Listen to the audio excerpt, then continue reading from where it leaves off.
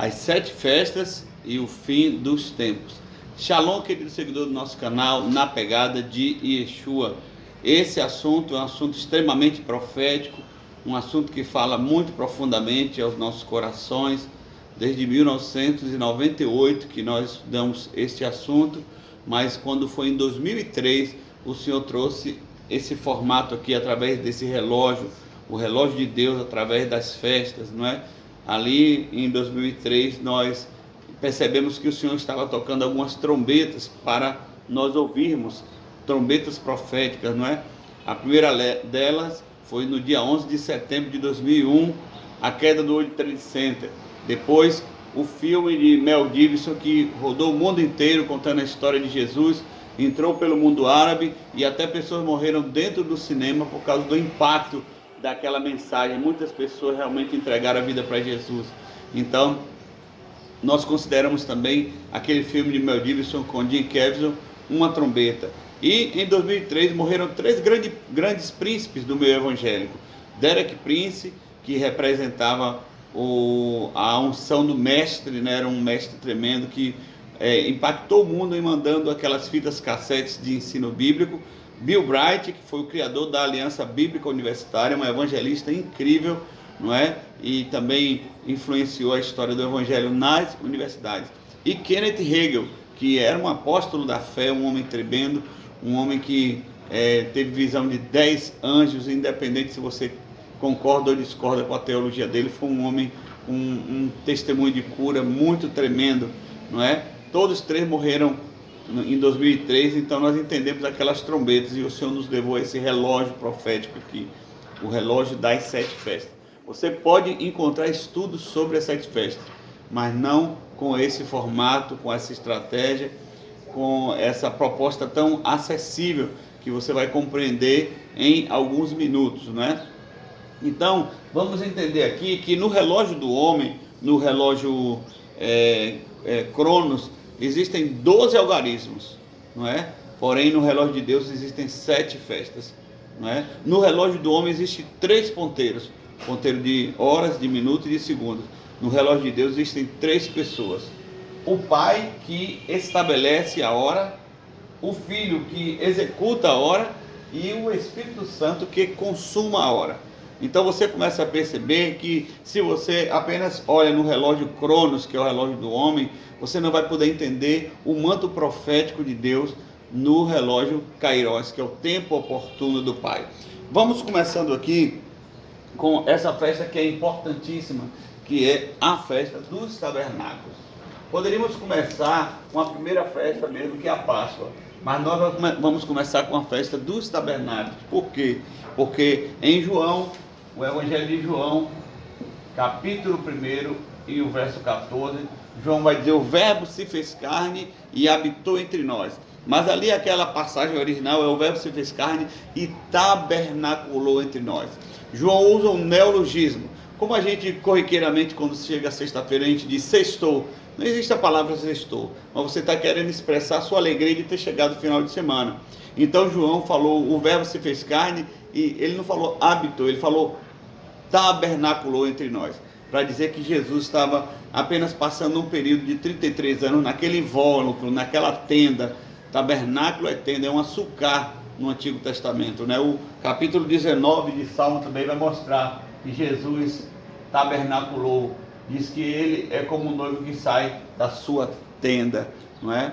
Então você vai perceber, até o verso 6 do capítulo 19 de Salmo, vai mostrar que Jesus tabernaculou, não é? Ele passou esse período e depois ele foi para a glória, com a expectativa, com a promessa de nós esperarmos ele voltar na segunda vez, não é? Então, Jesus não nasceu, irmãos, em dezembro. Ele nasceu entre setembro e outubro, segundo a palavra de Deus, os detalhes ali daquele período, não é? Então Jesus nasce em festa de tabernáculos, e por isso que João diz: o verbo se fez carne e tabernaculou entre nós, porque Jesus veio no período ali da festa de tabernáculos. Já é uma revelação tremenda, como João usa esse neologismo, tabernaculou, e como é forte, como é profético. Então Jesus veio e ele tabernaculou entre nós. Ele nasceu na festa dos tabernáculos.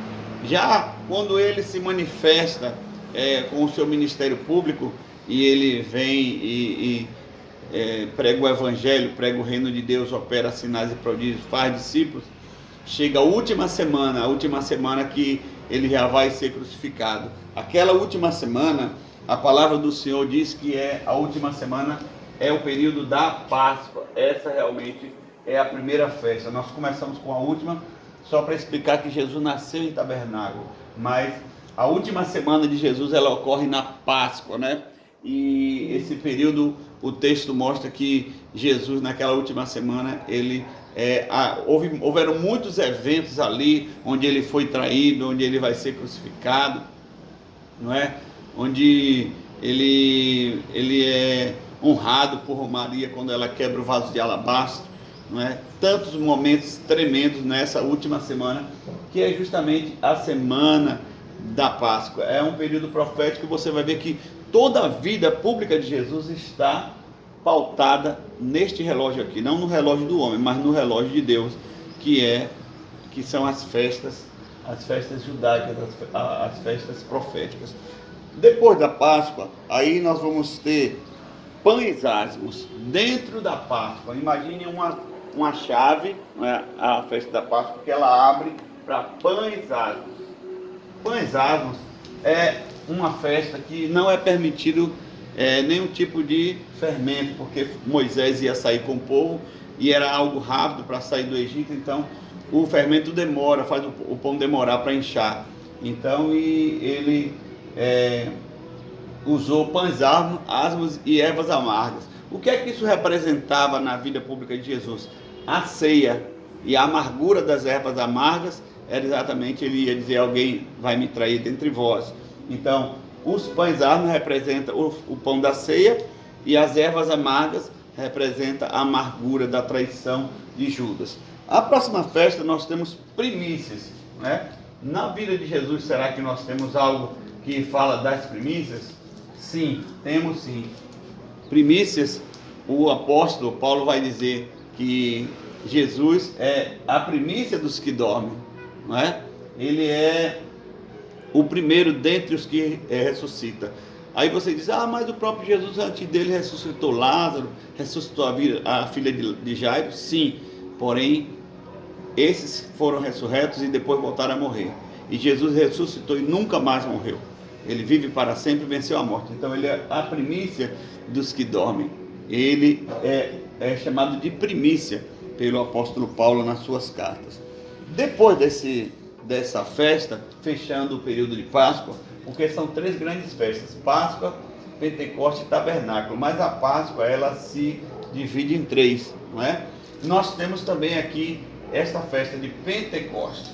A festa de Pentecostes é interessantíssima, profetizada no livro do profeta Joel, não é? Os jovens terão visões, os velhos terão sonhos, e ele derramaria copiosamente do seu espírito sobre toda a carne, e até os servos profetizariam. Esse é o capítulo 2 de Joel, não é? Profetizando Pentecostes, não é? Jesus, depois de 50 dias que ressuscita, que vivencia primícias, então por isso Pentecostes 5, né? Penta. Então essa festa é interessantíssima, porque é nela que nasce a igreja do Senhor Jesus, não é?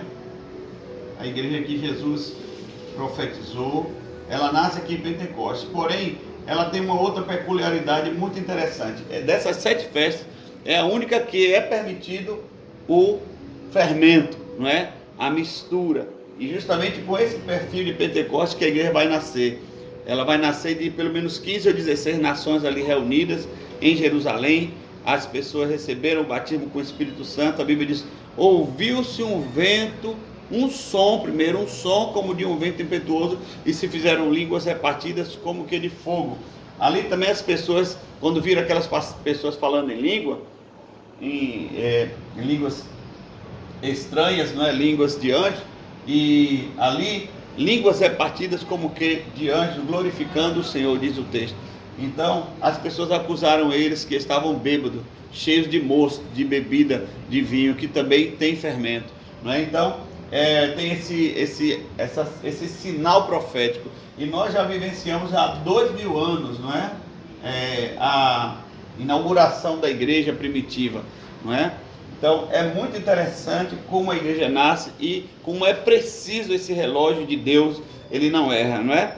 Depois nós temos aqui uma outra festa bem rápida, que é a festa de trombetas, não é? Você vai ver que essas tarjetas, elas são maiores e a festa de trombeta é menor. Será que é porque a festa de trombeta é menos importante que nós aqui colocamos essa tarjeta pequena?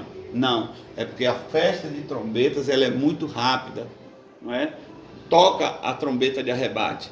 E justamente por causa de festa de trombetas que nós estamos fazendo esse relógio hoje para você. Porque nós estamos vivendo esse momento de festa de trombetas. O vírus é uma trombeta, não é? A gente entende que o período de Pentecostes continua, mas introduz as trombetas desde a Primeira Guerra Mundial, não é? Que também foi um período de pandemia, em 1918, e depois vem a Segunda Guerra Mundial, depois vem a Guerra Fria, e depois queda do World Trade Center, e outras trombetas. Então nós estamos vivendo esse período de trombetas. Mas na festa de trombetas, na palavra de Deus, diz que tem um tipo de toque, um toque de arrebate, que é para arregimentar os príncipes de Deus. O livro de Joel, no capítulo 3, vai dizer, tocar a trombeta em Sião, chamando a atenção dessa festa importante. É a festa para alertar o povo de Deus, e é por isso que eu estou fazendo esse vídeo aqui para você, para elucidar sobre as festas. A última festa, antes de concluir tudo, é a festa de expiação, não é? Se em Joel fala tocar a trombeta em Sião, ele fala logo após no capítulo 3, chorem sacerdote entre o alpendre e o altar, capítulo 3.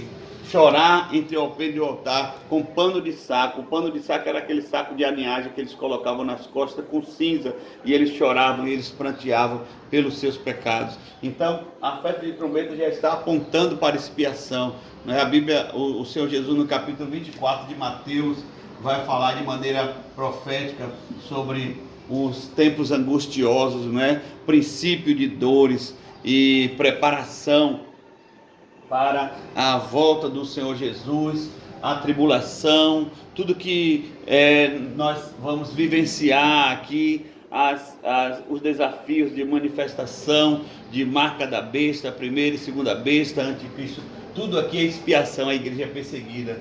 E novamente a palavra do Senhor nos aponta a volta do Senhor Jesus. Nós não podemos dizer dia nem hora, mas nós podemos dizer o período, que certamente, irmãos, do jeito que ele veio em festa do tabernáculo, o Senhor voltará também na festa dos tabernáculos, mais uma vez, e definitivamente ele vem tabernacular conosco, como João profetizou. O mesmo que falou no João Evangelista, que falou que o verbo se fez carne e tabernaculou entre nós, é o que fala em Apocalipse da volta do Senhor Jesus, ali a partir do capítulo 19, que ele vem com o tropel dos seus anjos, veste salpicada de sangue, olhos de chama de fogo, da sua boca com espada afiada, pés de latão reluzente, montado num cavalo branco, e na sua coxa escrito Rei dos Reis e Senhor dos Senhores. Glorificado seja o nome do Senhor. Se você tem sido edificado nessa pequena aula sobre as 7 festas e você precisa para entender o final dos tempos,